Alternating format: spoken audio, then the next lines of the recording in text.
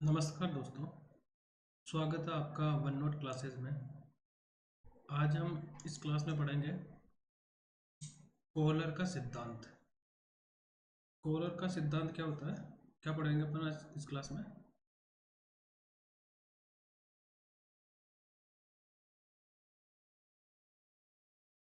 Kohler का सिद्धांत, क्या सिद्धांत दिया है इन्होंने। कोहलर ने सिद्धांत दिया है सूझ अथवा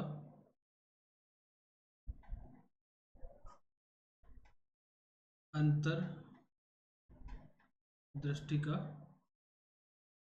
सिद्धांत। ठीक है, इस सिद्धांत में इन्होंने क्या किया, क्या कहा है, हम विस्तार से पढ़ते हैं। इस सिद्धांत में, इस सिद्धांत का गेस्टालवादियों का सिद्धांत भी कहा जाता है। ठीक है, गेस्टालवादियों का सिद्धांत भी कहा जा सकता है। ठीक है, गेस्टालवाद में क्या होता है, जो गेस्ट गेस्टाल्ट होता है, गेस्टाल्ट एक जर्मन शब्द होता है जर्मन शब्द। इसका अर्थ क्या होता है, इसका अर्थ होता है आकृतियों का समग्रता अथवा संपूर्ण। ठीक है, ये क्या होता है, गेस्टाल्ट शब्द का अर्थ होता है, गेस्टाल्ट जर्मन शब्द है। मान लीजिए हम एक एग्जांपल से समझते हैं। एग्जांपल, मान लीजिए जब हम कोई गाड़ी देखते हैं, ठीक है, तो उसे समग्र रूप से देखते हैं, ना कि सिर्फ उसके पार्ट्स को। ठीक है, हम क्या करते हैं, कोई भी गाड़ी देखते हैं तो हम उसको क्या करते हैं, जैसे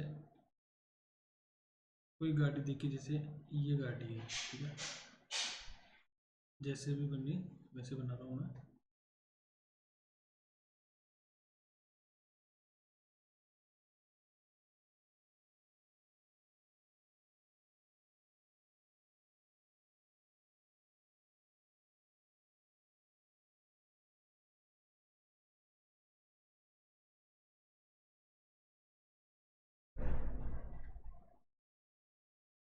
ठीक है, ये गाड़ी है,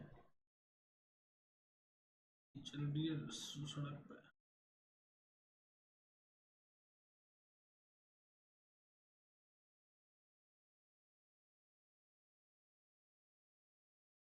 ये गाड़ी है, अब इस गाड़ी को हम क्या करते हैं, विस्तार से देखते हैं, न कि इसके पार्ट्स को हम देखते हैं। ठीक है, इस गाड़ी के पूरे पार्ट्स को हम देखेंगे, ना कि कोई एक पार्ट को। तो इसको क्या बोलते हैं, आकृति की समग्रता है संपूर्णता, मतलब पूरी आकृति को देखेंगे, न कि एक सिंगल आकृति को। ठीक है, इस सिद्धांत के प्रतिपादक कौन है, गेस्टाल्ट वादियों का सिद्धांत का प्रतिपादक कौन है, प्रतिपादक पहला है वर्दीमर, दूसरा कोफका और तीसरा कोहलर। ठीक है, सूझबूझ का सिद्धांत कोहलर, वर्दीमर और कोफका होता है।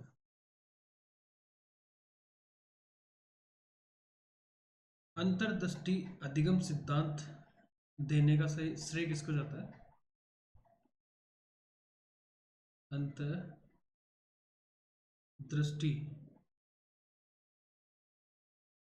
अधिगम सिद्धांत, ये किसने दिया है, कोहलर ने। ठीक है, ये कोहलर ने दिया है सिद्धांत।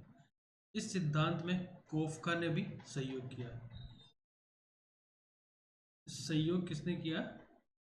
सहयोग, कॉफका। क्या? अंतर्दृष्टि अधिगम सिद्धांत। ये जो सिद्धांत होता है वो क्या करता है? सूझ का सिद्धांत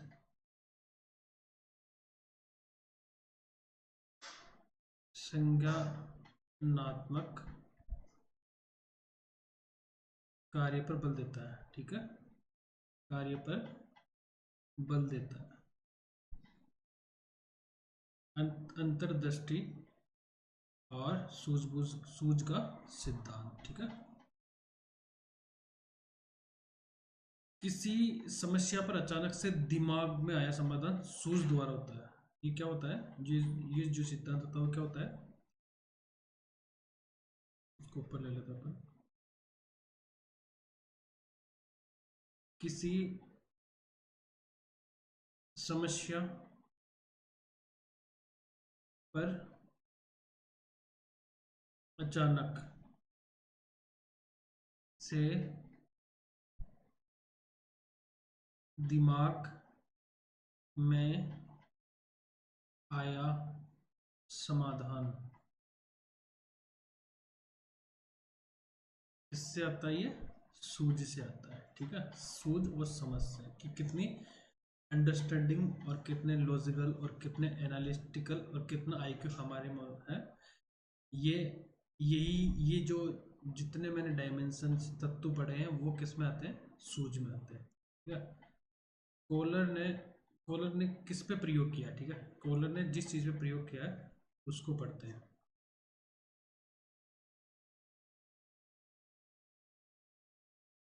कोहलर का प्रयोग। ठीक है, इन्होंने क्या किया है?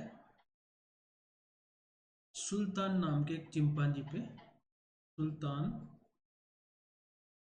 नाम के चिंपैंजी या वन मानुष पर प्रयोग किया है। ठीक है, प्रयोग किया।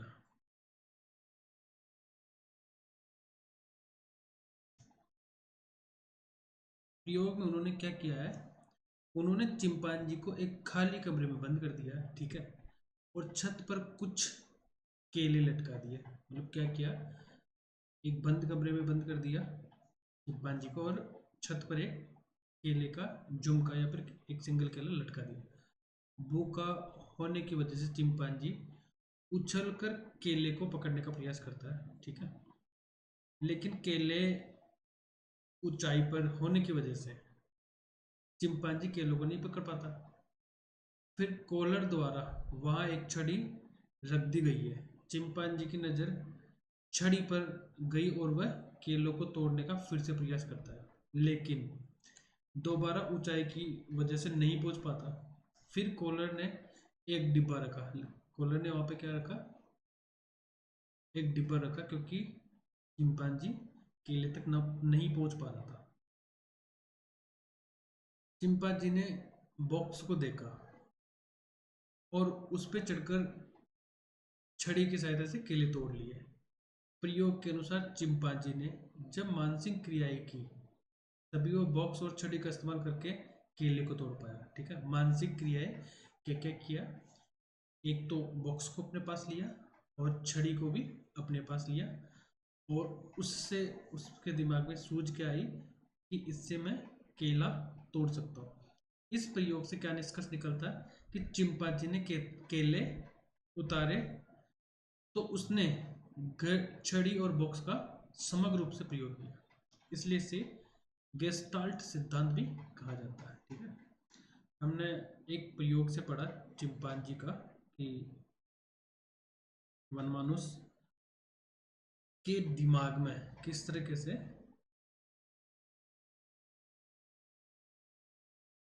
मानसिक क्रियाएं घटित होती है। ठीक है, ये तो हमने पढ़ा आज। छोटा सा सिद्धांत है कोलर का सूझ अथवा अंतर्दृष्टि का सिद्धांत। ठीक है, तो आप इसको अच्छे से पढ़ लीजिएगा, और वीडियो के को अंत तक देखने के लिए धन्यवाद।